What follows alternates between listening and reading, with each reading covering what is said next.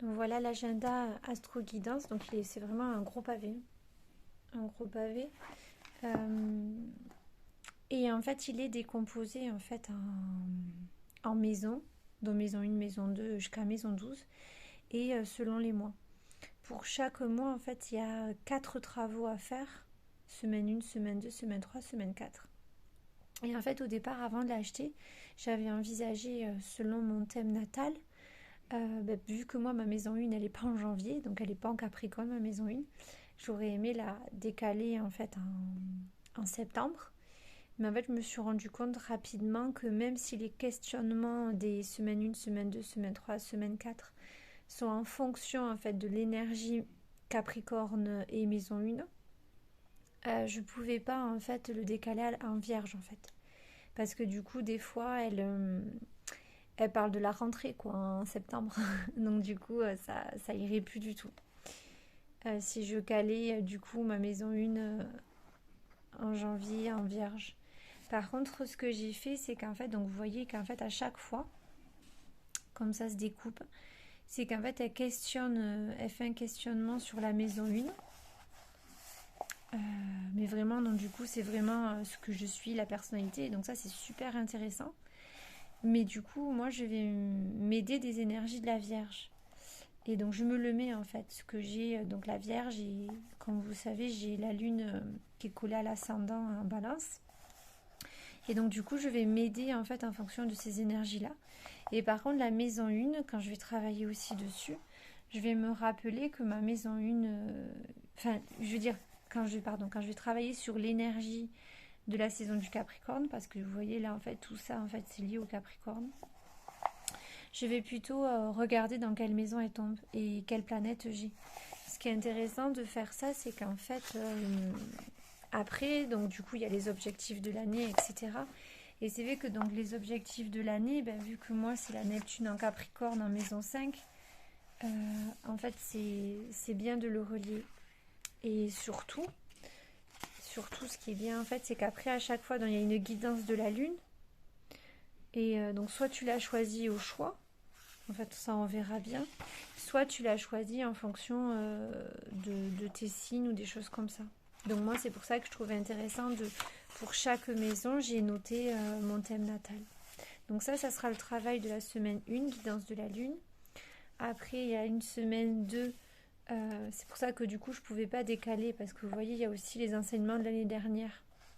Donc si je mettais la maison 1 en septembre en vierge, ben, ça irait pas quoi. Donc là, il y a les messages de mes guides, donc on choisit au pif. Euh, et là, comment m'ouvrir à l'énergie de nouveauté, vu que c'est la nouvelle année. L'horoscope magnétique selon les signes. Comment m'ancrer, donc ça c'est le travail de la semaine 4. Et là, c'est la guidance des astres. Donc moi, forcément, peut-être que du coup, je prendrai plus Neptune. Je sais pas, en fait, on verra à ce moment-là en janvier. Mais je pense que dans tous les cas, je surlignerai à chaque fois la Neptune, vu que je l'ai en Capricorne. Je pense que je travaillerai dessus. Tiens, je viens de voir que j'ai le nœud nord et le nœud sud et la lune noire, donc je vais les rajouter aussi dans le travail. Et pareil, du coup, en février, j'ai mis toutes les planètes que j'ai en maison 5. Et en fait, je vais du coup travailler. Vous voyez, quand même, du coup, elle dit quand même la maison 2 en balance. Donc, moi, du coup, je vais me questionner plutôt sur ça. Enfin, voilà, je trouve que c'est vraiment de quoi je n'ai plus besoin. Enfin, je trouve qu'il est vraiment super, en fait, hein. Et donc, à chaque fois, donc je sais pas si vous l'avez vu, en fait, à chaque fois, elle propose, euh, elle propose d'expliquer les énergies du mois de février à ce moment-là. Je les écoute un petit peu, hein. Donc, vraiment, c'est les énergies de février 2022, hein. Donc je pense qu'elle a déjà regardé la révolution solaire en fait de l'année 2022. Donc elle fait vraiment les énergies 2022. Et la méditation, elle aussi en fait, c'est vraiment les énergies de février. Et donc moi peut-être que j'attendrai, tu vois, pour les méditations, vu que ma maison 2 est en balance, mais on verra. Peut-être que j'attendrai plutôt une lune en balance. Enfin, je regarderai les nouvelles lunes, des choses comme ça. Bon, ça c'est que des réflexions que je me fais maintenant, mais j'en sais rien du tout comment je vais l'adapter. Donc voilà, donc franchement je trouve que niveau introspection, je pense qu'il est vraiment pas mal.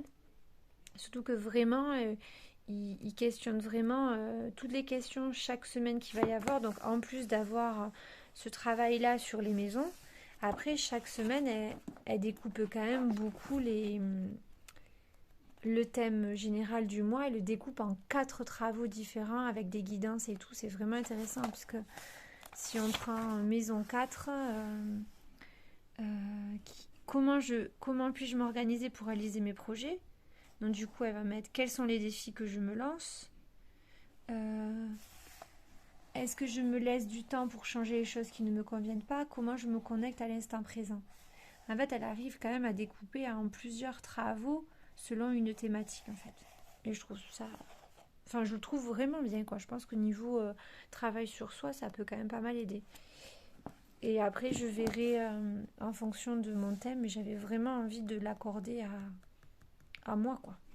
Prendre en compte les... Par exemple, le Pluton, là, je sais pas si j'aurai l'occasion de le voir. Attends, voilà.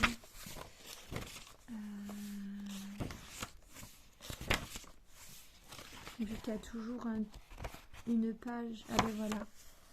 Vous voyez, du coup, j'aurai Pluton aussi. Donc en fait, ça permet quand même de voir aussi cette année 2022, l'énergie de Pluton ce mois-ci, qui tombe justement dans la maison 2. On verra. On verra si je ferai plutôt ça ou plutôt je me servirai de Jupiter, Mercure, Soleil qui est en Verseau à ce moment-là. On verra ça. Voilà. Bon, c'est un peu brouillon, hein. Je sais pas, mais j'espère que vous avez pu, que j'ai pas passé trop vite. Allez, bonne soirée les filles.